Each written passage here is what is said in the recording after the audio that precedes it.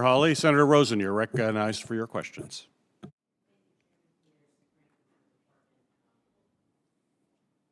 There we go. Thank you. Thank you all for being here today. Appreciate it. I wanted to thank DHS before I get started with my questions for extending TPS to several countries last week. It's going to provide critical relief to thousands of families in Nevada. Those families appreciate that very much. And we do know that Congress must take action to enact immigration reform that both secures our borders and provides a path to citizenship for TPS recipients, dreamers, and others. But as we work towards this goal, I do appreciate, and the families in Nevada appreciate your consideration. And so I'm going to turn now to the topic of the hearing, threats to the homeland.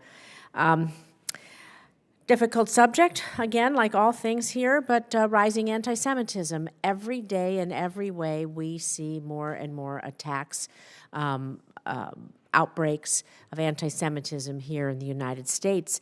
The recorded incidents nationwide, I believe they're at an all-time high.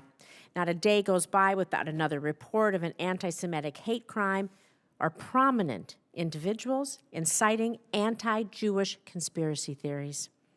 With Jewish communities around the world facing increasing discrimination as well as threats and acts of violence, a whole-of-government approach is needed to effectively address anti-Semitism.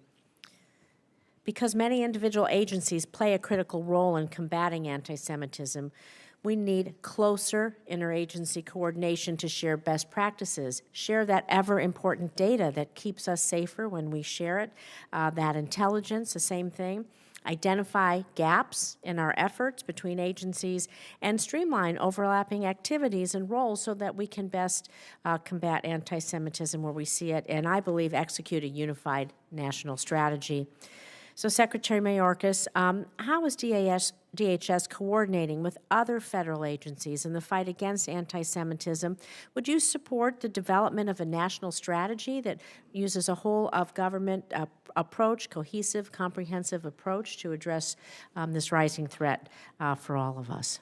Senator Rosen, thank you. I think Director Wray spoke very powerfully, but a couple weeks ago, I believe it was in New York City, about the rise in anti-Semitism. And, of course, where we become involved in the Department of Homeland Security is the connectivity between an ideology of hate, regardless of the ideology in particular, and violence. That is where we become involved. And we are working very, very closely with the FBI and our federal, state, local, tribal, territorial, campus law enforcement partners to address violence, an increasing level of violence born of ideologies of hate. And quite clearly, anti-Semitism is one of the rising ones, and it was at a high level to begin with. We are very grateful for your and this committee's support of the Nonprofit Security Grant Program. We are seeking in the fiscal year 2023 budget an increase from $250 to $360 million.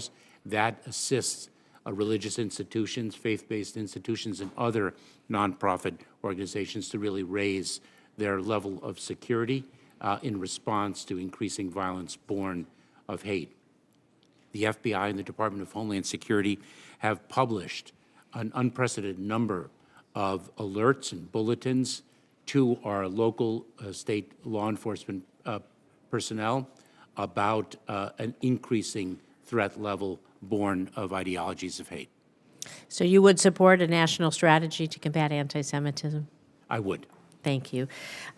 Director Wray, I want to move over to you because I know that the FBI, as you've stated, found anti-Semitic hate crimes rose by 6% in 2020. It represents the highest total in 12 years. It constitutes 60% of all incidents based on religion.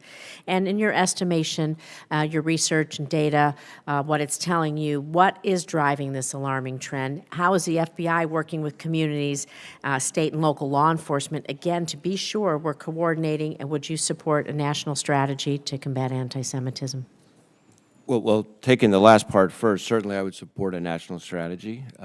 Second, the percentage is even worse than you summarized. I think it's 63% of all religiously motivated violent extremism incidents are motivated by anti-Semitism, and that's against a population that is only 2.4, I think, % of the American public. So it's pretty stark.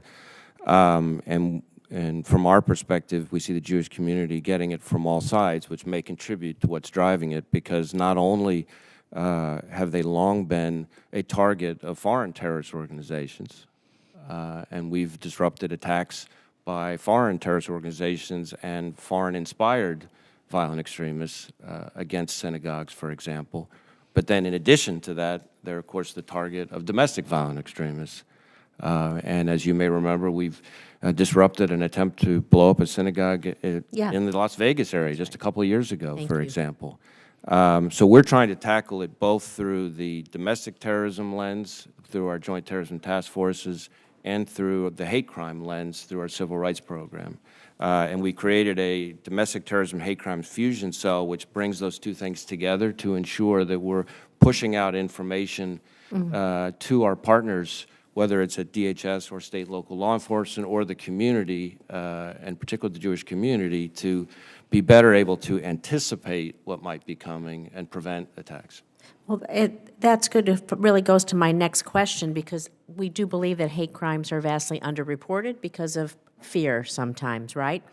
And since the enactment of the COVID-19 Hate Crimes Act last year, do you feel that there's been an improvement in local and state law enforcement reporting hate crimes to the FBI and just reporting in general? Or how are you, is that been helping us?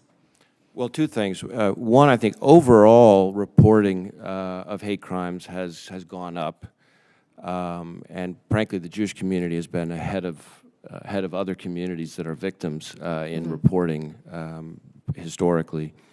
So we have been trying to preach the importance of reporting, and we have seen reporting coming up.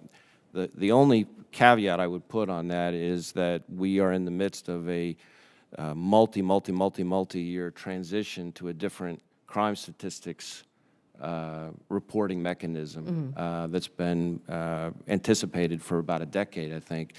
And so this particular year, the number may be somewhat flawed in terms of, or underreported in terms of the record keeping, just because of the transition that some police departments are making over from the old system to the new system. But as I would expect, as we go forward next year and beyond, it'll get back to being more comprehensive, and I fully expect it to show exactly what you're saying, which is that the hate crimes are on the rise. Well, the analyst in me hopes that everyone who's converting to this is all using the same algorithm, so we have good reports. Thank you so much for being here. Thank you, Senator Rosen.